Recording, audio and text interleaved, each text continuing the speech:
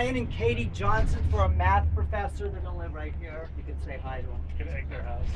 Yeah, that's right.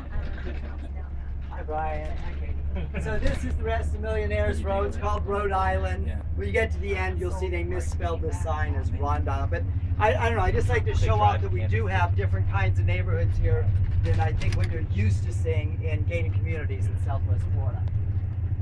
This is the Rob home of Rob and Stuckey. Looks like a Hansel and Gretel home, doesn't it? With Yeah. those tin tiles.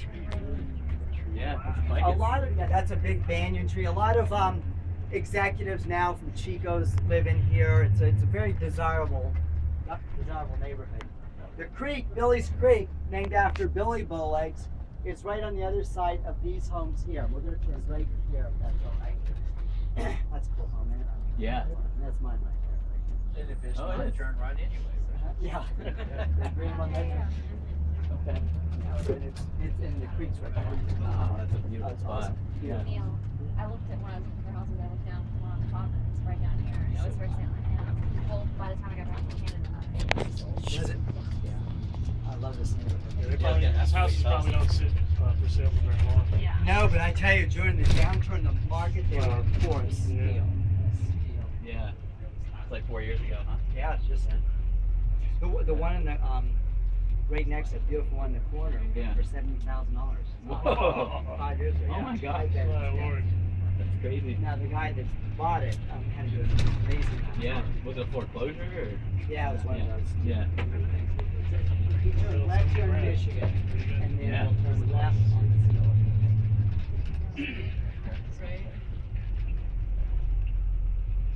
Billy Bowlegs, Jim knows the history better than I, but I would, behind his back, I might argue with him on a few points he made.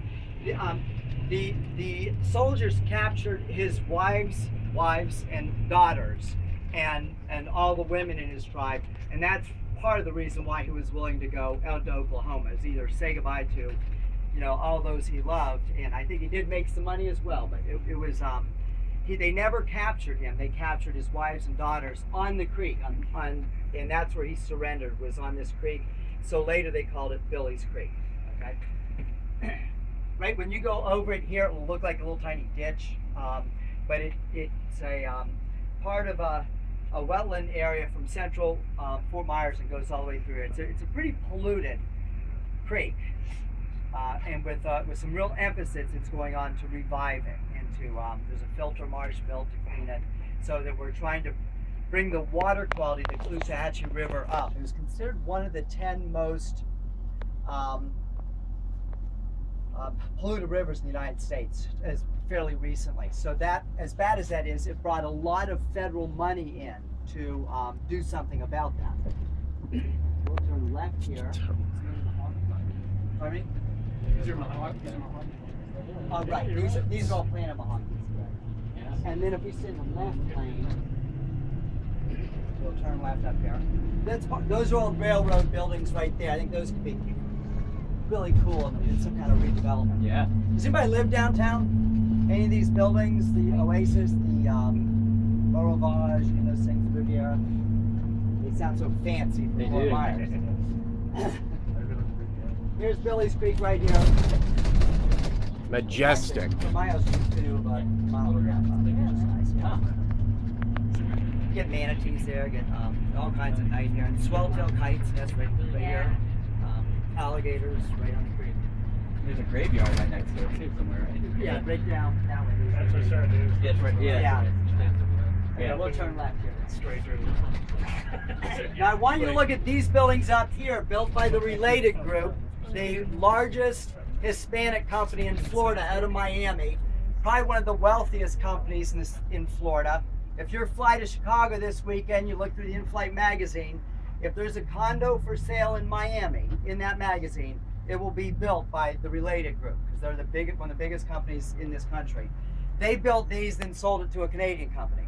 So they don't own it anymore, but you can definitely see that Miami style in this. For a while, in the downturn of the market, you could rent a beautiful 3-bedroom there for $1,200, cheaper than a house in San Carlos, and it became filled with students, which I thought was pretty cool for the savvy students to live a lifestyle like that. Yeah. But look in there, it's cool. So what we're gonna do is go over, you see kind of the new Fort Myers, the old Fort Myers, the river's right there. We're gonna go over the creek in just a minute, Billy's Creek. I want you to look to the right when we go over and see these new buildings that have come in. These are all built within the last 7-8 years. And I want you to pay attention to a sculpture you'll see if you look at it real closely, and I'll tell you when. It'll be in another minute or two, okay? This is the Billy's Creek CBS station right there. Now take a look in here to your right, and look at that sculpture and see if it reminds you of anything. Right there, see it? See it? That's the one we have at campus, right? Looks like the one on campus. I don't know what you think about that sculpture on campus. That was built by the same sculptor from New Jersey, Richard Paley, I believe his name is. One of the most important sculptors in the United States. When you see that sculpture on campus, some people think, doesn't speak to you maybe. It's called Seminole Wind, I believe, on campus. That's called the Naiad. And look at the river while I'm talking, okay? He's an important sculptor. And that was built, the one on campus was built with what we call money from a project called Art in Public Places. And I'll talk about that in a few minutes when we get done. Look at these old homes on both sides. Imagine there's a wedding there every single Friday and Saturday night. Every single one. Look at this cool, I love this old hotel. The Sea Chest Hotel. Motel. Motel, a motor hotel. And that one I don't like.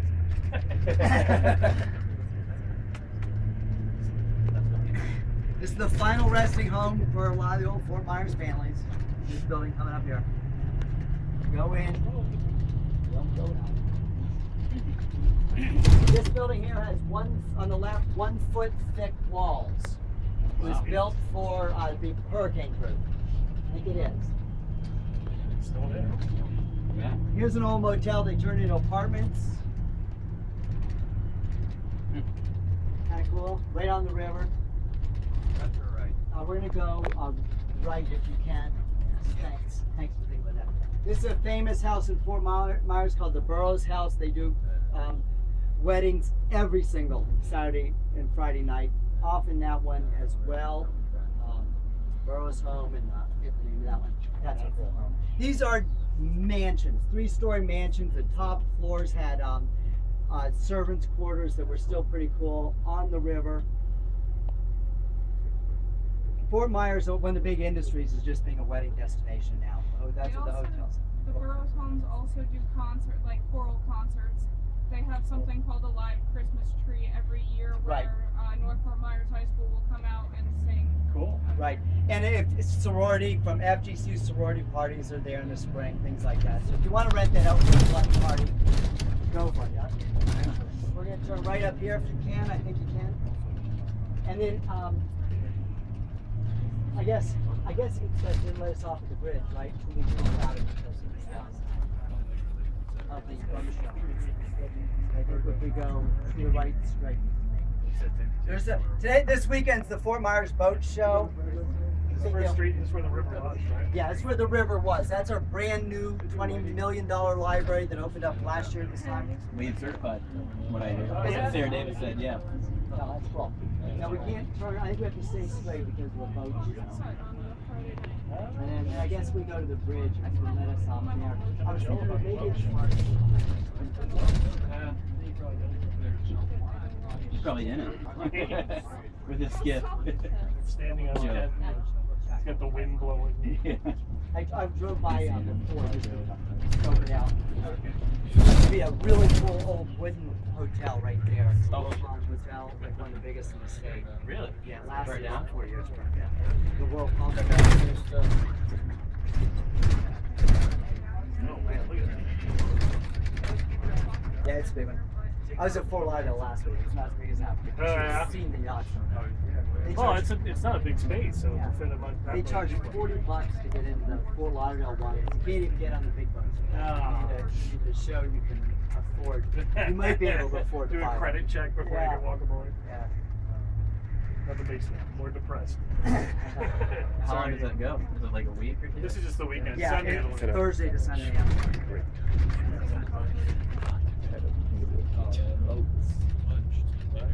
So from here on was water when the fort was here. Well, this would be water. Wow. You are in the river. In the river. City Tavern was in the river. In the river.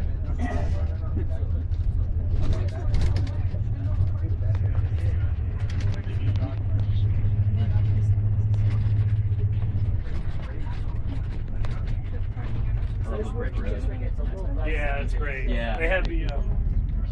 We have a place in Philadelphia. And there's still some streets that are all cobblestone. Yeah. And everything like that. I And love it's- that, yeah. It's really great. It's a really piece of. It's a benefit. And it makes it. You're from the color. Philadelphia? Yeah. Okay, you know the sculpture, the two cans is on the old post office? No. Okay, I'll show you. That same artist has a sculpture in front of, what's the name of the big hospital there? Jefferson. Yeah, something like that. It's right in that part. They have the same Same artist. artist. that did Yeah. How that. cool is that? Yeah. Yeah, no, the brick roads, and they say like things like that too. It tends to make people slow down. Yeah. Like not drive as fast, you know, so it makes it more of like a kind of a tourist thing. Yeah. Like you're slowly going, looking at things. Yeah. I've done it. A lot better Adds a for real kids nice touch. around that. Yeah, the brick road's really old. Like, they can get Yeah. shifted a little bit and it can be really crazy bumpy, you know? Well, they did the study, and actually, if you go to supermarkets, that's what they do in the supers. They'll change the color of beneath, and you'll slow down as you go through the aisles Oh, to make okay. you might want to purchase more, stuff Huh. like that. That's interesting. Nothing. Supermarkets, they do what? They'll change like the color of the tiles beneath some of the tiles, and it makes people slow down. And like they can be looking at products more or something like that. Yeah, it'll be like, well, it's just different color. Oh yeah, let's do it. Off-road. This is my gun's door. Yeah. Okay. Yeah, That's right. I didn't see nothing. Before we get out, I want to kind of put what I'm going to try and do with you in some kind of a context that relates to your class, if you don't mind. So I've got 1, 2, 3, 4, 5 quotes I want to read you from an author that you've done some reading from David Orr in the Colloquium Reader. David Orr is a professor of environmental studies at Oberlin College in Ohio. He's on campus frequently, usually comes here in the springtime. Person who I have a lot of respect for. And I've been using these quotes since I first started teaching the Colloquium 17 years ago, the first semester the university opened up. And I think they've got way more meaning for this area now than they ever have before, because what's going on in downtown Fort Myers in terms of these new buildings that have come in, the new residents. When you have all these extra residents here, you can add, for every new building that comes in, that's going to support, you know, an extra 2 restaurants. That's going to support more shops and things like that. You cannot have no high rises in an urban area and have any kind of functioning downtown. I've seen Colloquium leaders, they say, we want Fort Myers to take off, but they get upset if a new building comes in. It's like, you have a ghost town. It's what you need. So let me read these. Be patient with me. They're not long. David Orr says, to a great extent, formal education, this endeavor that we're on, now prepares its graduates to reside, not dwell. And he says the resident, as opposed to a dweller, the resident is a temporary and rootless occupant who mostly needs to know where the banks and stores are in order to plug in. And I think of those residents, the way he thinks of them, as people that aren't connected to place. They come down to FGCU from New Jersey to be here for their schooling, and you start to feel comfortable when you find out where the ATM is, where the Hess station is, where you can get your gas, where your favorite restaurant that you had back home is also here. That makes you feel comfortable. But those are some of those superficial kinds of things, I would say. He says the inhabitant and a particular habitat cannot be separated without doing violence to both. And if you're an environmental studies major, I think that can make sense to you, not just from a human perspective, but think of a wildlife perspective. The inhabitant and a particular habitat can't be separated without doing violence. Think about the removal of panthers from South Florida. When you remove panthers, that apex predator from South Florida, that has a very profound and lasting effect on the ecology of this area. Aldo Leopold recognized that idea of the importance of predators, the inhabitant and the habitat, when he thought of, his job was to remove wolves. And he finally realized when he was working in Arizona, if you remove the wolf, you destroy the mountain. Because all of a sudden the grazers' population goes up, and when the grazers' population goes up, they overgraze, and erosion occurs because of the lack of the plants, and you do violence to that environment. And real quick, I'll just say, think of it in a human perspective, someone that's really connected to the environment. Those are the people that you can't just simply say, oh, you can go live in, California. It's the same. Those people profoundly see the area where they live in as important to them. And if you remove certain people from this community, you change this community. Because some people are actually involved in the community. They show up, they do service, they volunteer, and their lack, when they're moved, is noticed. Not everybody. A lot of people can come in and come out, and they don't do anything for anybody but themselves, and they don't have that connection. And David Orr's not saying that's bad. He's just saying it's a different way of living.